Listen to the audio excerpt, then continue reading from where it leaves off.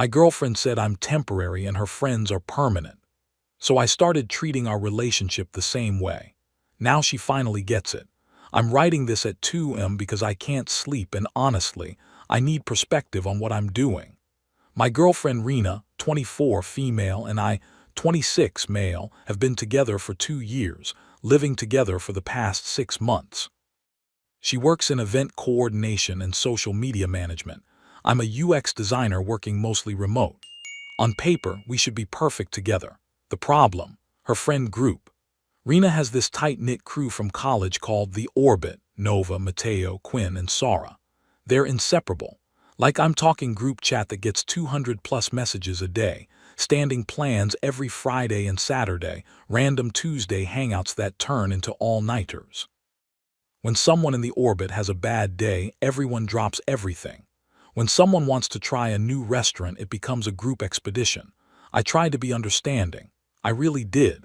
I have my own friends, Jackson, Dana, Leo, but we're more the catch-up once-a-month types. I figured Rena just had a different friendship style, but it started getting to me. Date nights would get rescheduled because Quinn had a work crisis.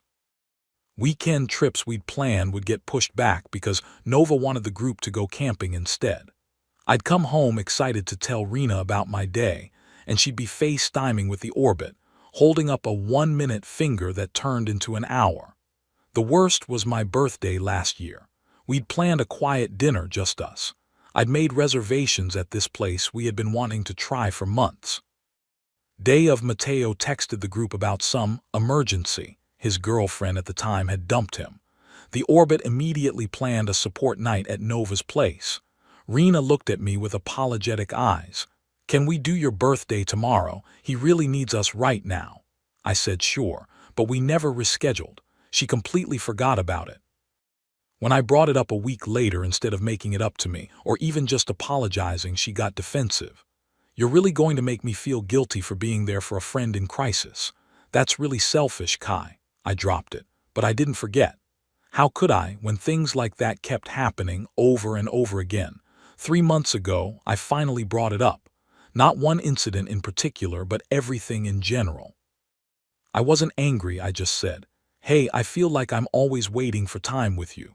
I'm not saying you should stop hanging out with your friends or anything, but can we prioritize us a bit more?" Her response changed everything. "I'm not going to be one of those girls who abandons her friends for a guy, Kai. Romantic relationships come and go. They're permanent. They were my family before you showed up, and they'll still be here when. If things don't work out with us." The pause before "if" said everything. Like she was already planning for our ending. I just sat there, didn't argue, just absorbed it. That night I made a decision. If she's treating me like a temporary placeholder while her friends are permanent fixtures, fine. I'll show her what that actually looks like. I started saying yes to everything my friends suggested, and I mean everything. Gaming nights with Leo, I'm there. Jackson wants to try that new hiking trail, count me in. Dana's hosting poker, I'll bring the beer. I stopped rescheduling with my friends when Rena suddenly had free time. Started being busy when she wanted to watch our shows or do literally anything together. The shift was gradual but deliberate. When she'd text asking when I'd be home, I started replying hours later. "Sorry, was with the guys, phone was on silent." When she'd suggest doing something spontaneous, I'd say, "Can't, already made plans." I even started my own group chat with my friends, sent memes, made plans, kept conversation flowing. Not to make her jealous, but because I realized I'd been neglecting these people who'd never made me feel optional. And honestly, I do enjoy spending time with them. At first, she loved it. Told The Orbit that I'd finally learned to have a life outside the relationship. Said she was proud I wasn't being clingy anymore. I overheard her on a call with Nova once. "Honestly, it's such a relief. Now I don't feel guilty when we have plans. He's finally getting it." The irony wasn't lost on me. But here's the thing, I'm not doing this to punish her. I'm genuinely just applying her philosophy. Friendships are permanent, right?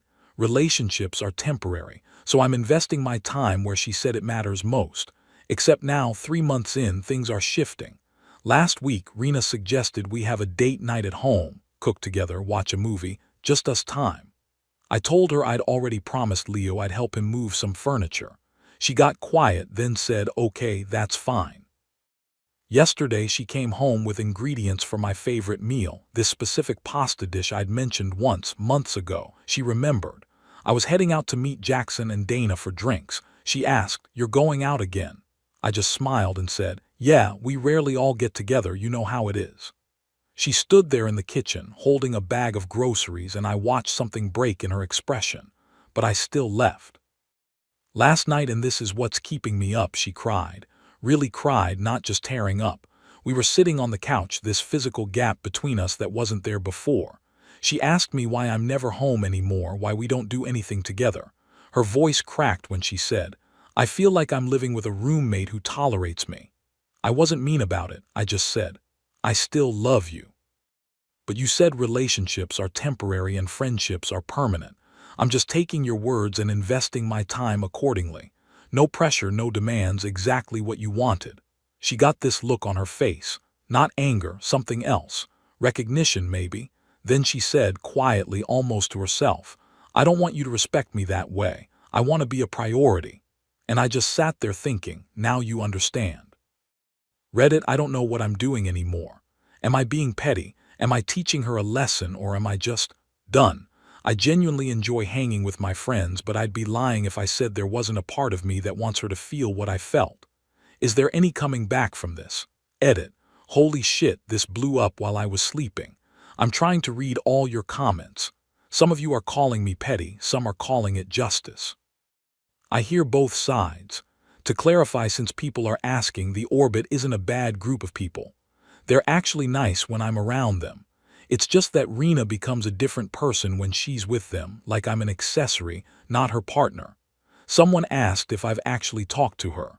Yes, multiple times before that relationship comes and goes conversation.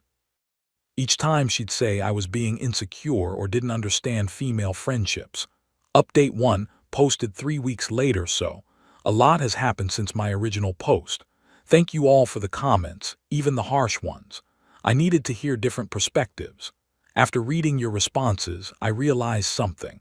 I wasn't trying to teach Rena a lesson. I was protecting myself by checking out emotionally while still physically being there. That's not fair to either of us. I decided I needed to have one real conversation, put everything on the table. If she couldn't meet me halfway, I'd know the relationship had run its course. But before I could initiate that conversation, something unexpected happened. Rena started actively trying, and I mean really trying. She canceled plans with the orbit multiple times, started cooking dinners and asking about my day. Would text me during work asking when I'd be home, suggested we go on a weekend trip, just the two of us. But not like what I'd expected. I didn't feel relieved. I just felt numb. My friend Dana, who's a therapist, by the way, told me something that hit hard. You're feeling that way because you don't trust that this is real. And honestly, you probably shouldn't. This isn't her changing because she understands what she did wrong. This is her panicking because you stopped chasing. She was right. One night, Rena asked me directly, "Do you still love me?" I answered honestly, "I do, but I don't trust that you want the same kind of relationship I want." She broke down, said she realized how much she'd taken me for granted, promised things would be different. But here's what really made me see clearly. I ran into an old friend at a coffee shop the other day. Her name is June. We knew each other from college, lost touch when we both got into serious relationships. We ended up talking for 3 hours. It was easy, natural, no drama, no feeling like I was competing for attention. Just two people enjoying a conversation. We talked about everything: work, life, how relationships change you. She told me about her ex who'd made her feel invisible for years. I told her about Rena and the orbit. "Can I be honest?" June said, stirring her second latte. That temporary comment would have ended it for me right there. The moment someone tells you they're planning for your exit while you're still together, that's not love, that's hedging bets. She didn't mean it that way, I found myself defending, then stopped. Actually, maybe she did. My ex used to do something similar, June continued. He'd make plans with everyone else first, then fit me in the gaps, like I was schedule filler. I kept thinking if I was just more understanding, more flexible, he'd eventually choose me first. She looked at me. He never did, because people don't suddenly start prioritizing you. Either you matter to them or you don't.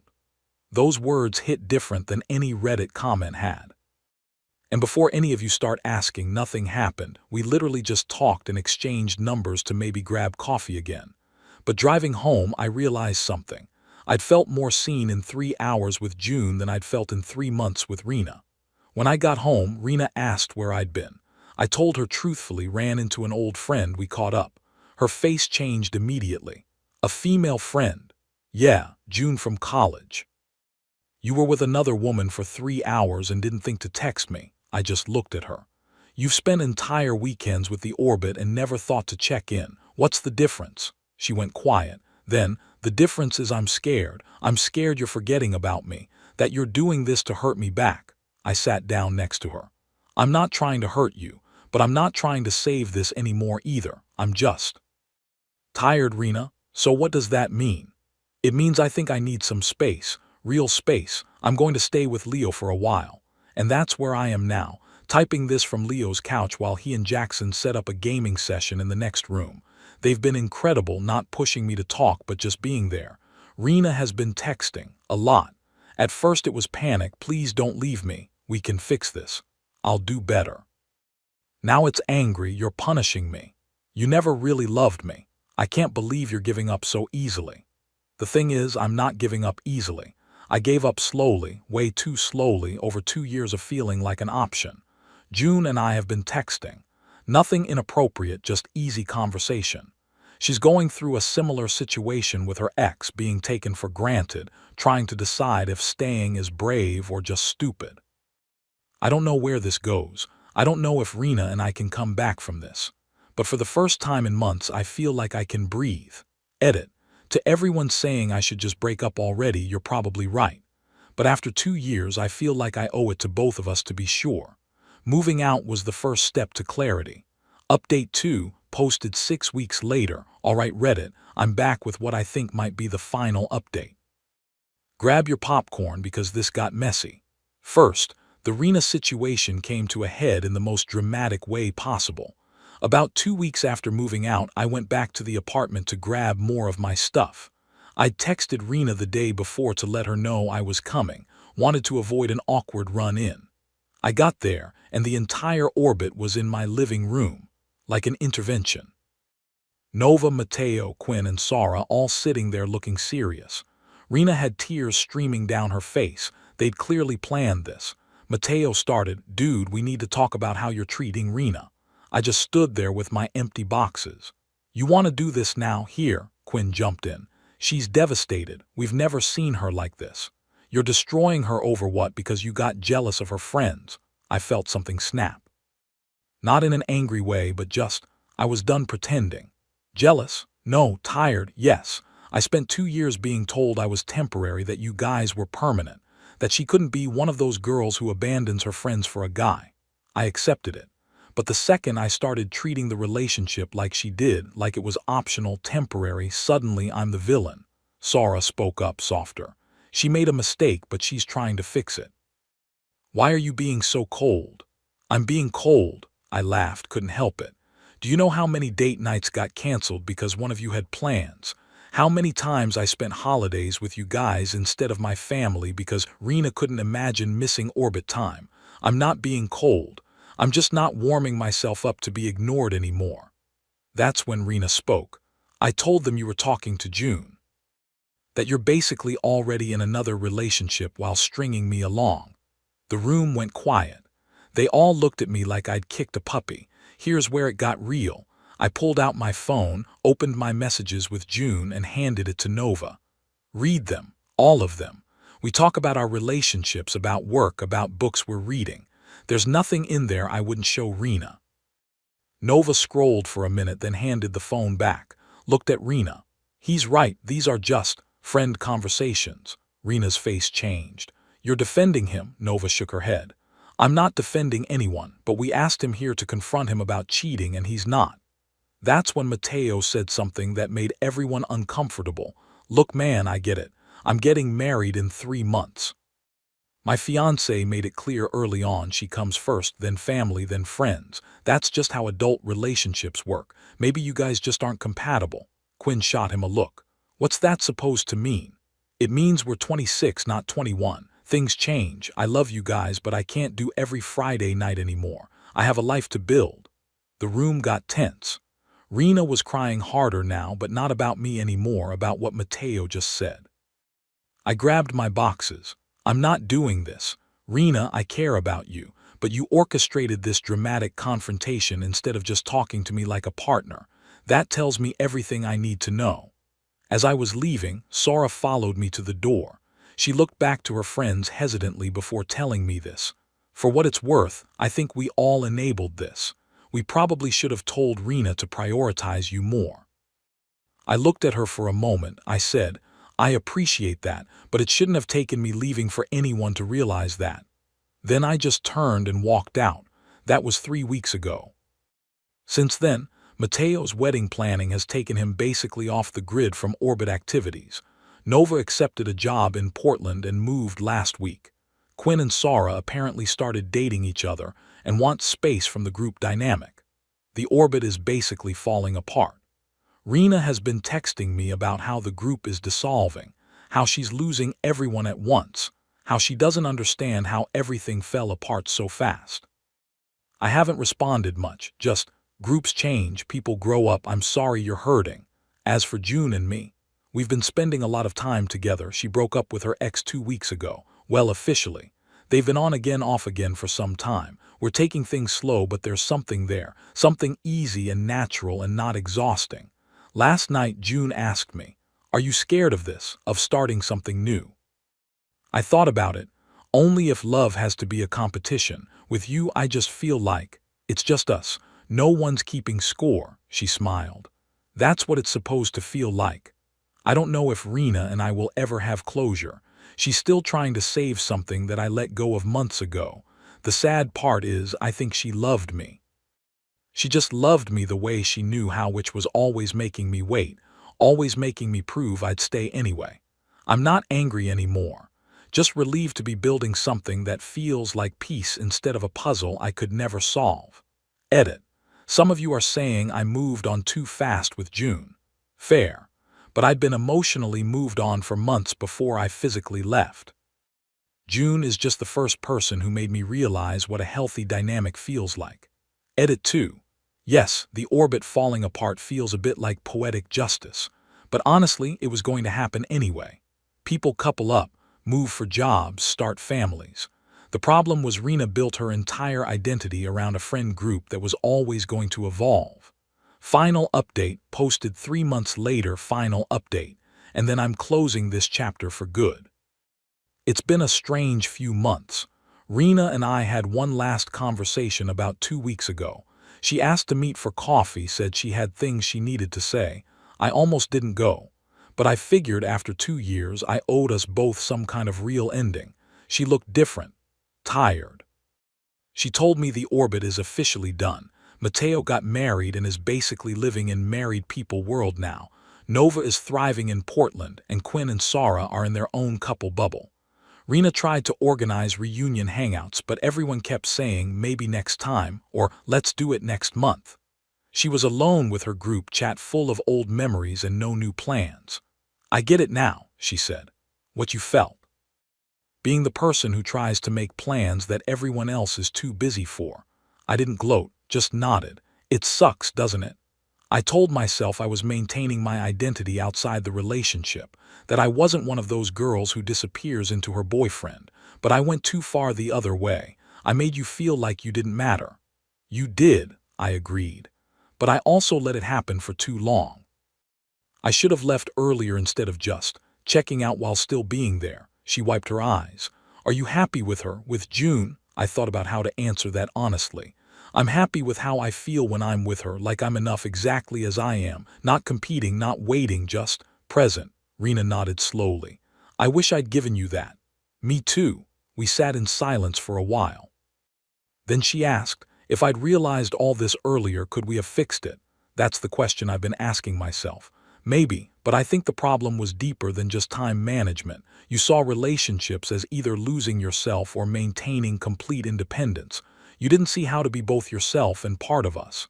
She smiled sadly. And you're learning that with her. Yeah, she has her friends, her life. So do I.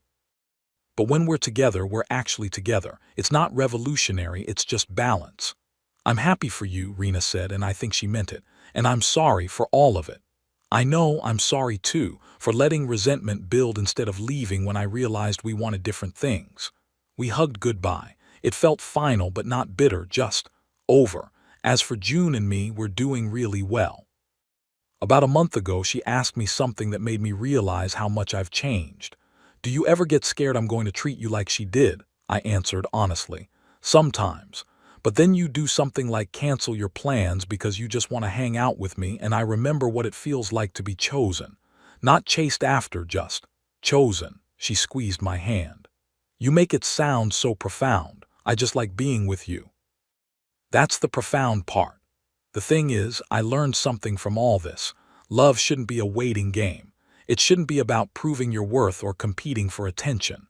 When it's right, it's just two people who want to build something together, who see each other as the priority without losing themselves.